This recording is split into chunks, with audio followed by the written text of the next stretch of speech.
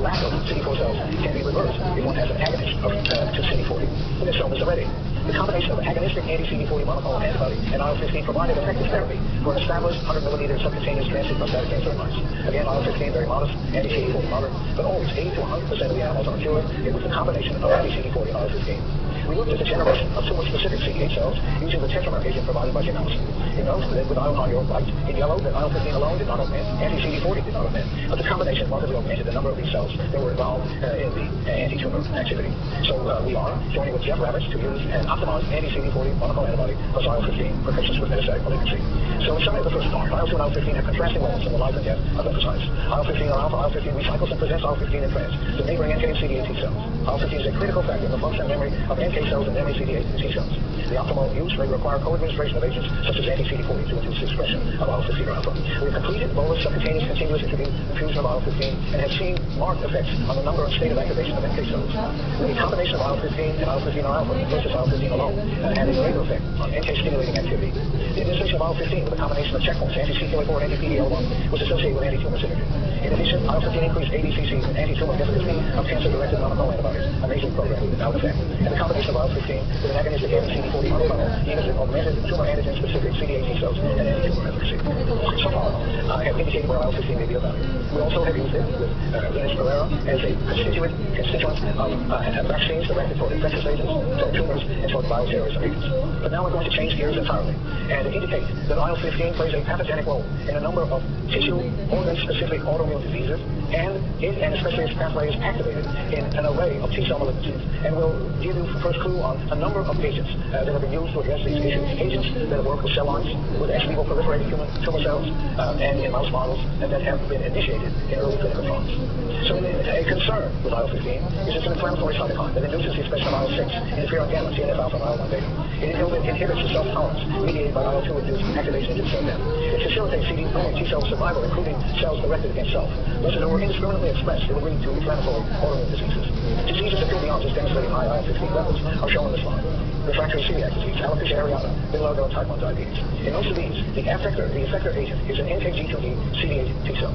But it's also present as an issue in a number of T-cell viral-induced diseases. The retrovirus, human T-cell lymphotropic virus 1, transactivates IL-15 and IL-15 alpha, and thus the disease, TSP, a neurological disease like multiple sclerosis, and the leukemia, adult T-cell leukemia, have an IL-15 component. Thus we have a wish to target IL-15, to prevent it interacting with its receptor, to prevent its signaling pathway as an approach to these disorders.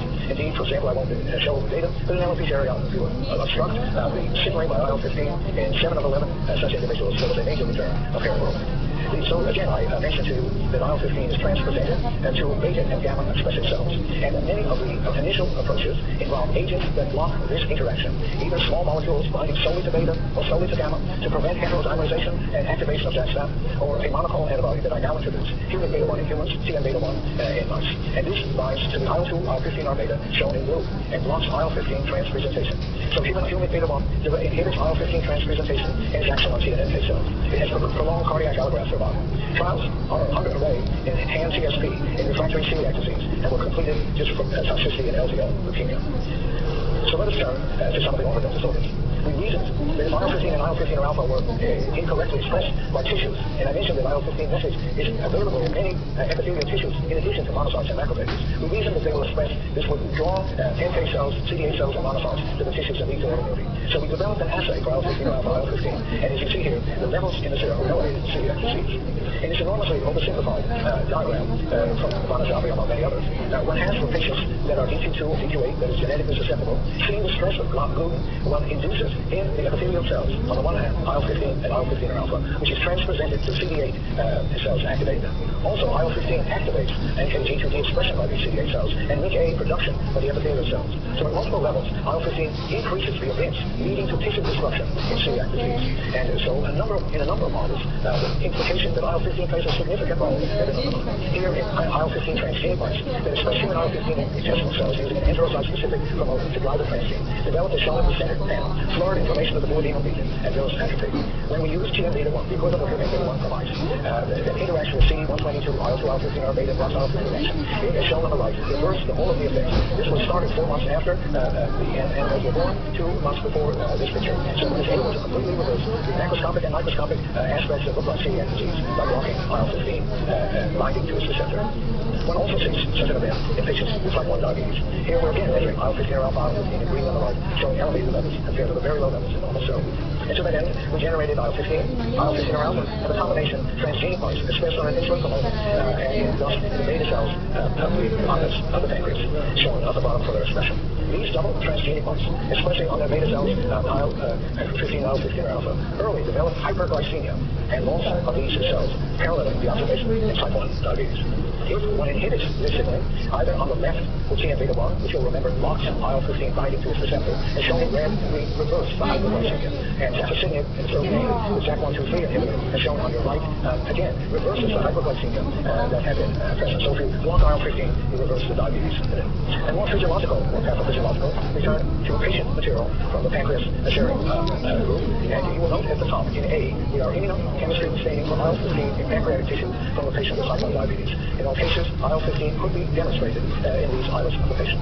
Below that, we use microdissection of the islets and nanostring analysis of the expression of message for IL-15 in B and IL-15 or alpha in C. And you'll note that higher levels in the patients with type 1 diabetes and high serum levels of soluble IL-15 or alpha. So a hypothesis is that a cross-second enteroviral infection that has been shown to be associated with diabetes by some clinicians. But this induces interferon, and interferon is the greatest inducer of IL-15 and IL-15 or alpha, which then brings to the tissue macrophages and T cells, which destroy the beta cell.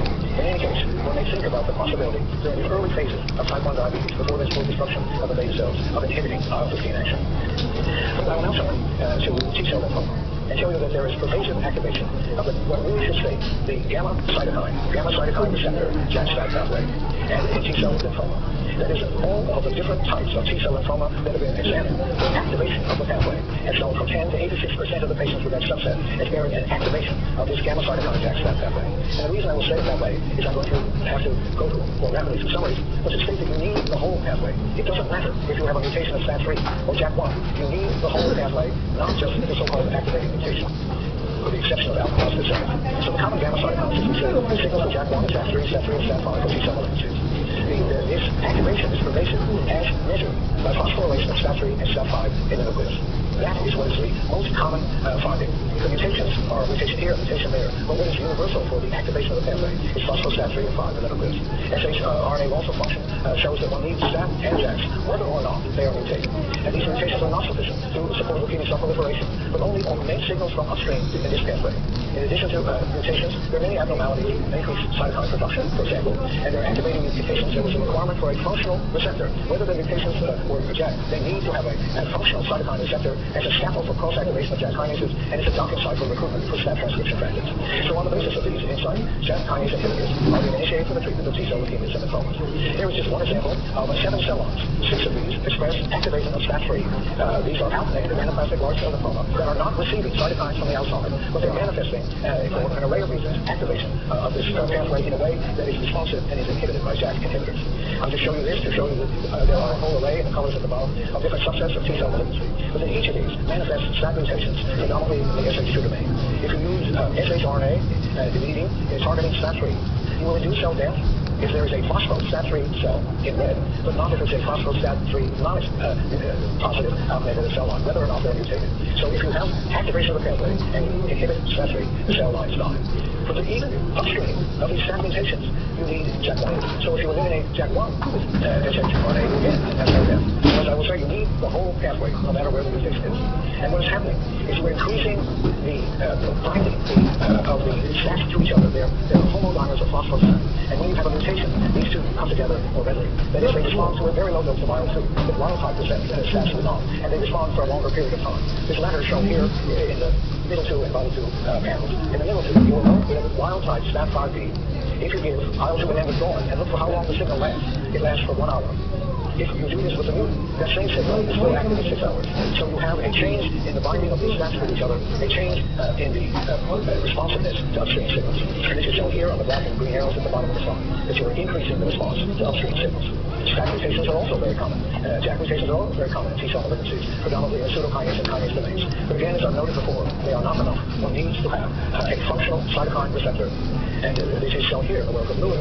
If you look at the panel on the top for the first 4 segments, in the second segment from the left, where you have mutant JAK2, you do not have phospho-STAT 5. In the third panel, where you have the erythropoietin receptor, you do not have phospho-STAT 5. Those are the two are there together. Where the mutant JAK is associated with the cytokine receptor, now there's signaling of pathway in this and many other systems. So now we have generated, you need the STATs, you need the JAKs, and you need the receptor. In the case of adult T-cell leukemia, you need the gamma cytokine at the top of the cell. Adult T-cell leukemia is a leukemia CD34, 25 cells that we show profoundly immunosuppressive and is a leukemia of T-regs. So here, HCLD1, this retrovirus, generates TACs, transactivates IL-4 and the IL-2 receptor, IL-15, the IL-15 receptor, and IL-9. And so these cells are taken out of the body, peripheral blood mononuclear cells. The leukemia cells proliferate spontaneously without added activators. And this can be inhibited in many ways. In one way, VNZ1 is a peptide generated by postdocs, Nazarezemia and Tocatagaya, from the delta chain of IL-2 and IL-15, so that it binds tightly to the gamma chain, but not at all to the beta chain. And so it prevents the wild-type cytokine entering IL-2 and IL-15, and prevents the heterodimerization needed to signal. Similarly from Garcia, Leonard, one has HQ-RTR, where one has a modified IL-2 that binds tightly to the beta chain, not to the gamma chain. The gamma with a similar effect. So these small molecules are able to block simultaneously IL-2 and IL-15. VNZ1 is in the clinic in normal volunteers and leads to, as expected, profound reduction in NK cells and other events. However, one can look at the ex vivo proliferation, study peripheral mononuclear cells in 6-day culture, and look at the proliferation of the leukemic cells. In red, you will note that if you give an antibody to IL-2 or alpha, and to IL-9 and IL-15, when it inhibits this proliferation, because you inhibit the two mononuclear paracrine loops. With ruxolitinib, a JAK1/2, I emphasize 2, inhibitor, one has a similar effect. And one could show efficacy in animal models where they gave the ruxolitinib by continuous up.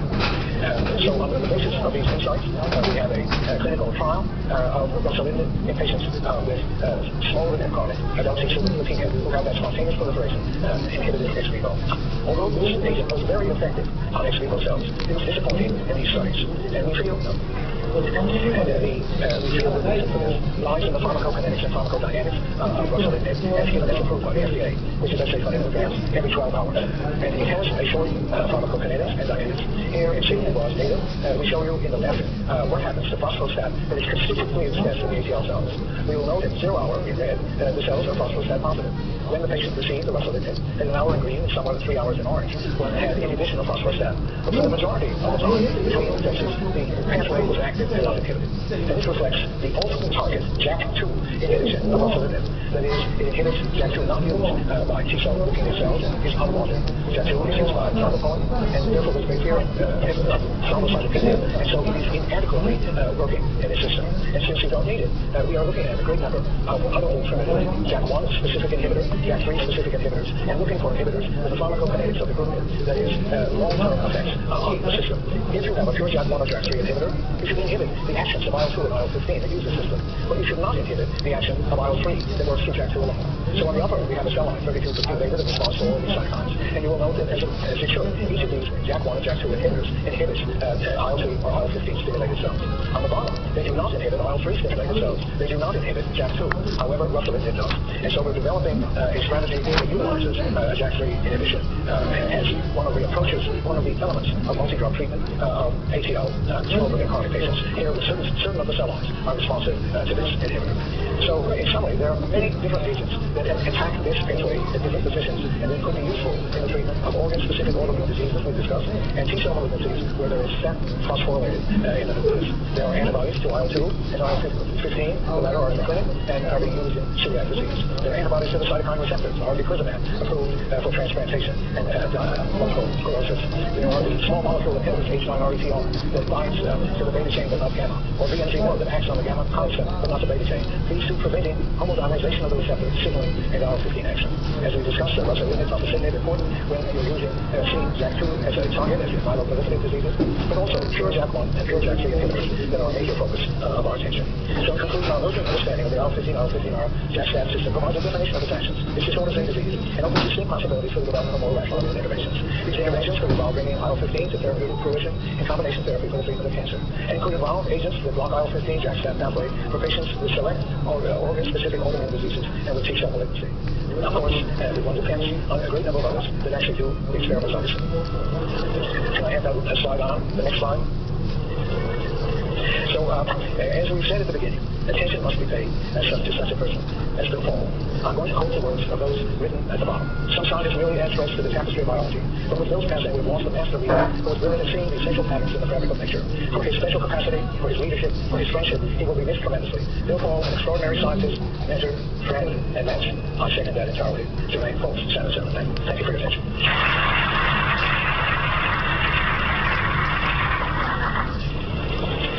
We have time for a couple of questions. If anyone has any questions on the phone. That was magnificent. Let's see what I'm taking up questions. That was fantastic. Thank you. Thank you very much. I second that as well. Thank you.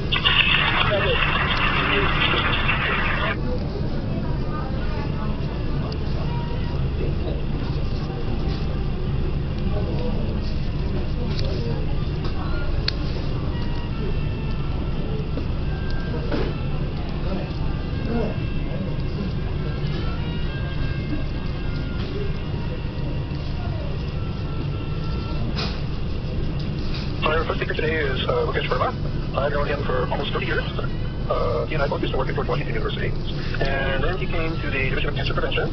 And subsequently, he joined DCCPS in 2004 as the program director. And he became then acting chair of the Analytic Epidemiology Research Branch. And then in 2007, he became branch chief of the Methods and Technologies Branch. And so he's going to talk to us today about epigenetics. And not just gene mutations. Gene silencing is very important too. Studies. So today I will be talking about epigenetics. This is a different way of gene regulation. So since I am from the Universal Genomics Research Program, so I will cover how this area is evolving and how we can utilize that to identify people who are at high risk of developing cancer, as well as how epigenetic approaches can be used in clinic. Few of the drugs have been approved by FDA, and what clinical trials have been done, and what is the mechanism behind epigenetics, how gene evolution occurs. So all those things I'm going to cover in the talk. So since I'm from Cancer Institute and we work on epidemiology and genomics, can you hear well? Okay. So, cancer, as you know, this is a serious disease in which prostate cancer and breast cancer in man and women, they are the number one killers, and 1.6 million men and 2.2 million with these cancers they are affected. And this number is growing, although we have succeeded. This is by screening another method, the survival and quality of life is better. In 2010, it was estimated that 13.6 million cancer survivors will be there, but in 2022, we expect the number will increase to 18 million. And here, distribution of incidents like new cases and how much they survive in men and women, they are shown for different, especially for colon cancer or breast cancer, screening has been used to, as well as early detection markers have been used for different cancers. Cancer is such a disease that for major cancers like breast, cervix, colon, prostate, lung, it takes many years to develop. And those stages which come at different times, those are defined there. So our idea is that if we can characterize and focus more on early stages, then we have more options for chemoprevention or therapy or other aspects we can do. Initially, when biology was developed and genetics was developed first. So in that, some mutations in specific genes, and this is a model of colon cancer, those were identified, some were for initiation, some were for pre-malignant stages, and then for invasive, and those kinds of information was useful. And based on that, age and other scientific terminology also you will see, for breast cancer, typical hyperplasia, DIC and all that, and for colon cancer also. So that in genetic terms and in histological terms, cancer was characterized very much. Then came the technology when sequencing was more popular. It was called SNP characterization and then genome-wide association studies. What happens that those small changes in DNA sequence, whether we can link to the chromosomal location or not. So in 2005, basically, first was done, and these are different chromosomes. And as time passes by, for different chromosomes, different genes were localized, which were associated with not only cancer, but other cells. So by the time 2008 or 9, for most of the chromosome location, by genes they were identified. So this is the association.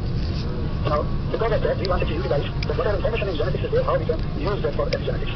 So if you see in genetics, the way they have identified for different kinds of cancers and different anatomical locations, how many are there, where they are, similar thing we want to do in epigenetics. In cancer model, basically 12 pathways, which we were looking to those are the major pathways, so that will also be characterized. Now comes epigenetics. So in genetics, those are hereditary genome sequence changes or deletion or addition, but if without changing the gene structure, gene expression changes, that is called epigenetics. So you know about genetic code, and in epigenetics we have two codes, methylation code and histone code, and I will be discussing more about those. So in your mind you can think, genetics will tell what you are capable of, and epigenetics will control when something should be done and doing, and when you should stop that. So that kind of regulation is called epigenetics, and by terminology also, that means about genetics. What is about genetics? Every time you see people imagine some articles that your DNA is not your destiny because it was found that by changing behavior, lifestyle, and other things can change expression of genes, and in terms either you can reduce the disease or just avoid that. And to distinguish genetics and epigenetics, some experiments were done in monozygotic ways, where genetic makeup is exactly the same, but in that what was found that lot of disorders were there, either in cardiovascular diseases or other diseases, and that's how epigenetics came. And here they found that without DNA structure, some changes were there. And that gave us the idea of epigenetic predisposition. Like if you see some epigenetic changes, that person is at high risk. That's the way pharmacogenomics is, like based on genetic background, people can see same way epigenetic background also, that is giving us to pharmacoepigenomics or person life much. And this is also one article saying that cancer epigenetics is very easy because now such changes people are identifying which are the starting point. Where at the steady stage you are there are no mutation systems in there or any kind of changes. But gradually methylation changes or other changes, epigenetic changes they arise. So give me a little bit background about chromatin. It is related as histones, S2, S2B, S3, S4. S1 is the silica, and these are 146 base pair bonds. And they are attached to neutralize the charge of DNA and to destabilize chromatin. In promoter region, CG sequences are very common.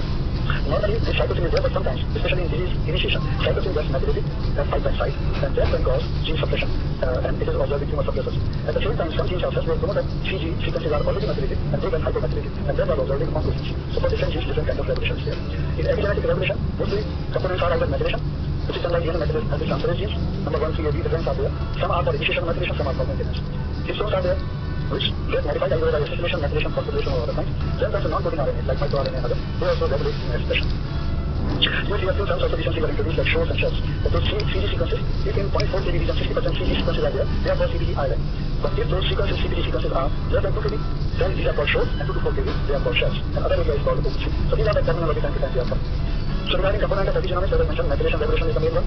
Then by methyltransferase genes, then comes histone modifications, compact chromatin versus relaxed chromatin. That is done by different modifications, acetylation, biotination, methylation, phosphorylation, unification. In between comes microRNA as well, and some non-histone proteins like polycomb group of proteins or chromatin proteins are there. For histones, different kinds of enzymes of proteins are there. They have been characterized. Now some sequences are called repeat sequence, other sequences are fine and line. They are very much involved in genomic stability. So they are important from that point of view. Genome and epigenome, when we characterize, genome cells in all cells, same kind of DNA is there, whether we take from blood or lung or colon, you have the sequence of the one. But epigenome is dynamic. So anytime you are doing longitudinally many samples you have to take, then show this contain what in correlation. And in monozygotic case, many studies on different diseases have been done. In some diseases like neurological disorders and other genetic components determinate, while in cancer and few other diseases,